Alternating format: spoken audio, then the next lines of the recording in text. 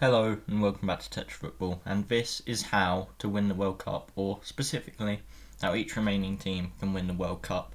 And I'm doing this after the England versus Senegal round of 16 day, so by the time you watch this there will probably be more teams eliminated, or most of the teams eliminated depending on when you watch it.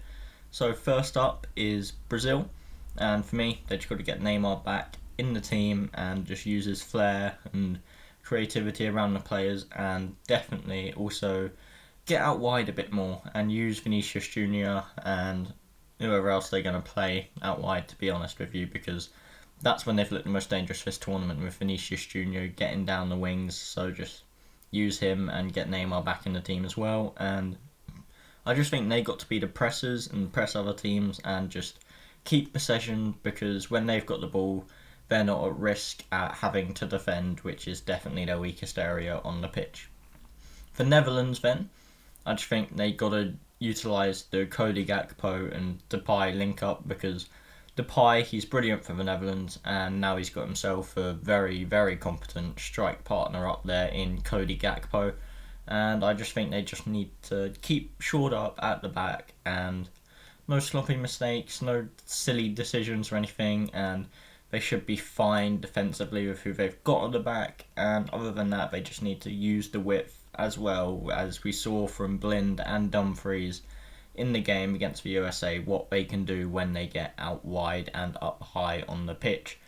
Portugal then, this is going to be controversial. I think that they should drop Ronaldo. I know he's like a god in that country, but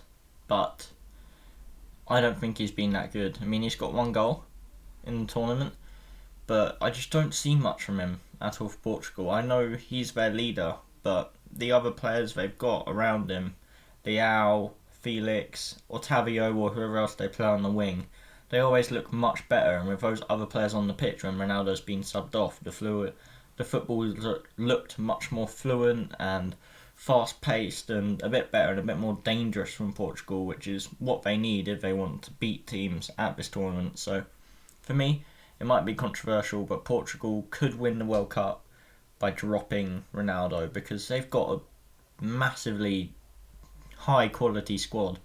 So it might be controversial, but that's what I'd do for Portugal. Argentina then, we saw against Australia, it's down to Lionel Messi to carry them to victory. The other players they're not like on it as much. They just clearly don't have anywhere near the quality you'd expect from Argentina. I mean, Lautaro Martinez bangs them in for Inter, but just can't score for Argentina apparently. He just can't score. Like, the chances he's missed like 6-7 brilliant chances this tournament already. So I don't know what they're going to do about players putting the ball in the back of the net, but for Argentina they just got to rely on Lionel Messi carrying them. Spain then, they just got to give Pedri and Gavi the ball. That's when they look the best, when they let those two play, spread it out wide, get it back in the middle, beat a couple players. That's just when they look good. So for me, they've just got to keep it simple, give the ball to Pedri and Gavi, and basically pass the opposition to death the classical Spain way. Japan then, they just got to use their momentum, not be sloppy like they were against Costa Rica, and other than that, just play like they did against Spain and Germany, with this huge underdog mentality, but still weren't scared and went out and beat giants, which is what they're going to have to do yet again to progress further in this tournament. South Korea then, for me, their only real chance of winning it is to utilise set pieces. Most of their goals seem to have come from set piece situations, or crosses at the very least. So yeah, I think they just need to keep doing that, keep getting balls into box, because they look so dangerous from set pieces.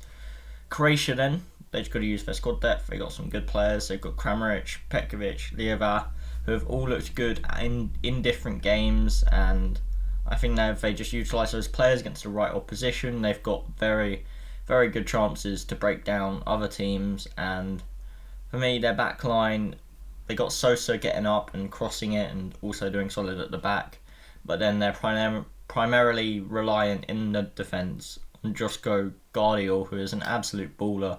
We saw against Belgium his last-ditch tackle as well, which ended up putting Croatia through, so he's a top quality player. They've got to hope he stays on form, and Other than that, for Croatia, it's down to the midfield with just Modric and Brozovic playing well with whoever's in there with them.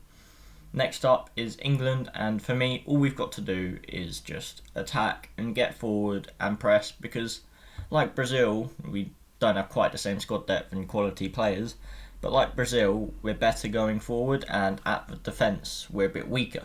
So I think that if we just attack and get forward and press other teams, it means we'll have the ball more, have more possession, and it means our defence will have less to do, because Maguire and Stones, it's a clean sheet against Senegal, don't get me wrong, but they didn't look the most confident at times. So for me, I would just get on the ball as much as possible and press and attack. Morocco then, this same as Japan, it's momentum. They need to keep up their form, and we've seen it. They've already beat Belgium and drew to Croatia, and all they need to do is just protect Hakimi, protect Ziyech, protect Buffal, who's been absolutely brilliant for them. He's another one. They've got to just keep playing him and hope he stays in form, because he is unlocking defences for them. And the key to Morocco, to me, from this tournament, from what I've seen, is Amrabat, surprisingly, the midfielder. He has just been an absolute destroyer, and against the big teams like Brazil and whoever they have to face, he is going to be key in beating other teams, because he's just destroying all the good players he's coming up against. We saw against Belgium and Croatia, they're higher quality players. He shut them down, and it allowed Morocco to build on that and actually attack and get forward. So they do need to utilise his abilities as a midfielder to disrupt the other teams and then launch counter-attacks on bigger opponents. Next up then, Switzerland. As far as I can tell, they just need to be solid, play as a team, manage the games like they usually do, despite how boring it can be at times when they're closing out a game.